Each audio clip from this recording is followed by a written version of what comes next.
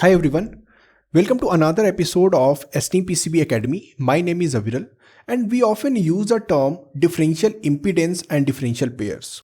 And the advantage of using differential signals are low EMI, reduced ground bounds and crosstalk. Or if we wanted to send our signal on a longer transmission line, we use differential pairs. In this video, I'll give you a quick introduction on differential signals. Then we'll totally focus on differential impedance and what will be the effect of coupling on differential impedance using couple of simulations and models on Cadence PSpice. So let's get started.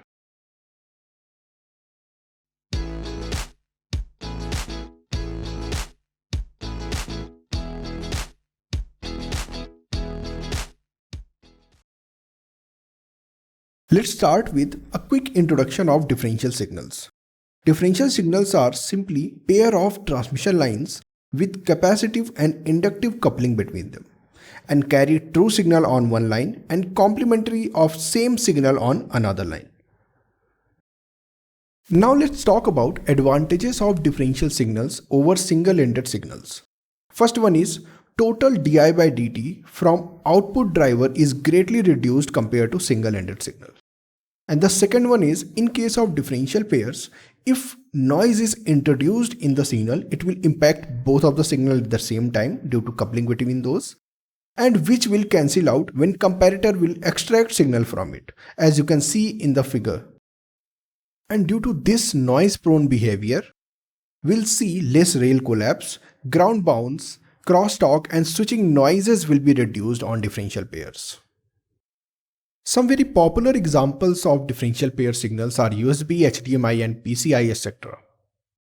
Now in the next step, I'm just going to give you a quick demonstration of differential pair signals on OrCAD Capture 17.4.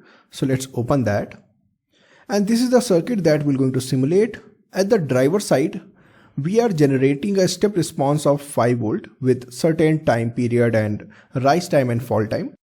Then we have a two transmission line of 50 ohm each.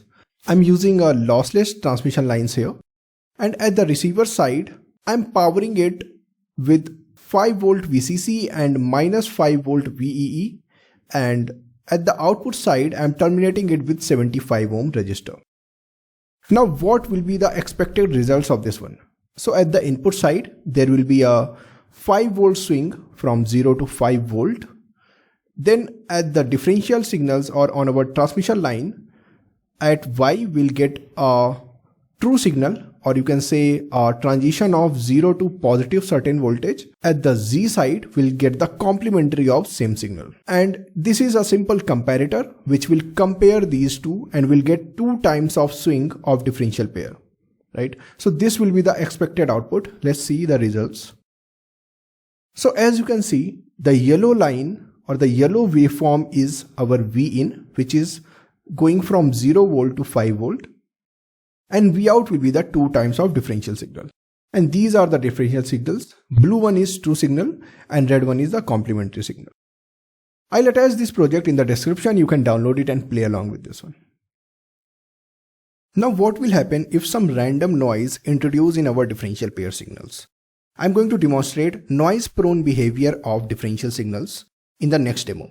So let's go back to OrCAD Capture 17.4. Here it is the circuit. So here I did only one change. I've introduced 1 volt random noise on our differential pair signals. And let's see what would be the expected results. So at the input side, there will be no change. It will swing from 0 to 5 volt. Now on differential pair signals, we'll see 1 volt of random noise on both of them. And at the receiver side, if everything is fine with the differential signal, there should be a proper clean signal at the receiver end. So let's see the results.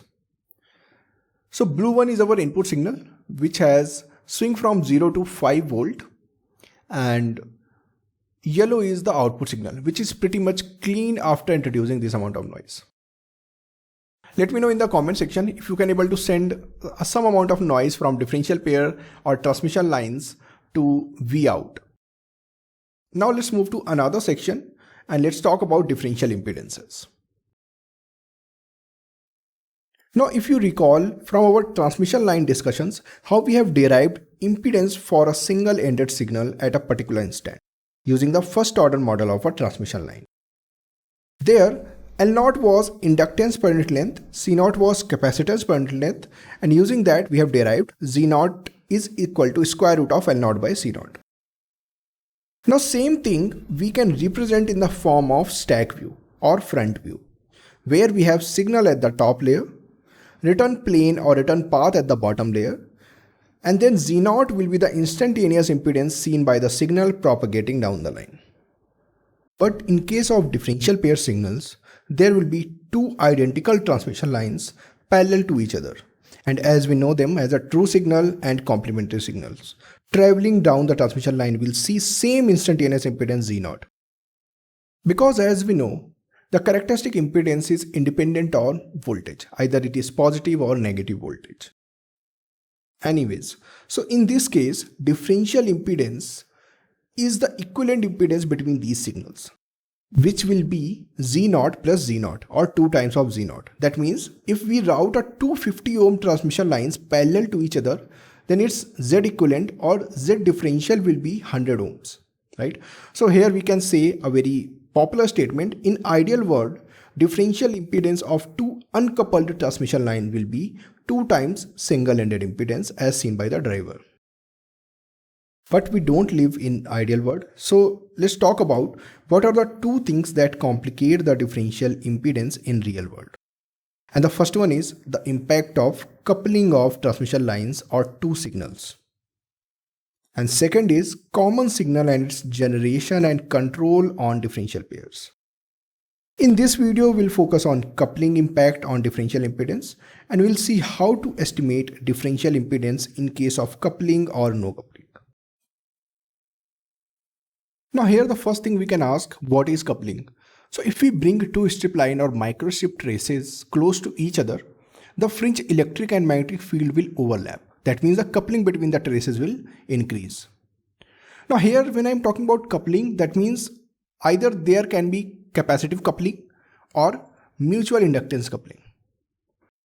Now to understand the effect of coupling on Z differential, we have to imagine a zero order model for two transmission lines, where we have a true signal and complementary signal. The capacitive coupling between true signal and return path, it's C1, and for complementary signal, it's C2. Now when we put these two tracks close to each other, there will be a mutual coupling between these two, which I'm representing here with C12. Either you can use this capacitive model or you can use the inductive model for the same. Now let's talk about case 1. What if coupling between two signals increased? What will be the effect on Z differential? Now when we are increasing the coupling, that means the mutual capacitive coupling will increase. That means its capacitance value will increase. So C12 will go high.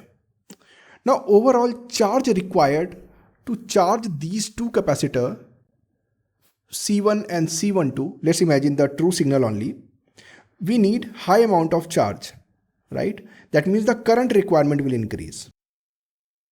Then the characteristic impedance Z0, which is inversely proportional to C equivalent and I required, will decrease.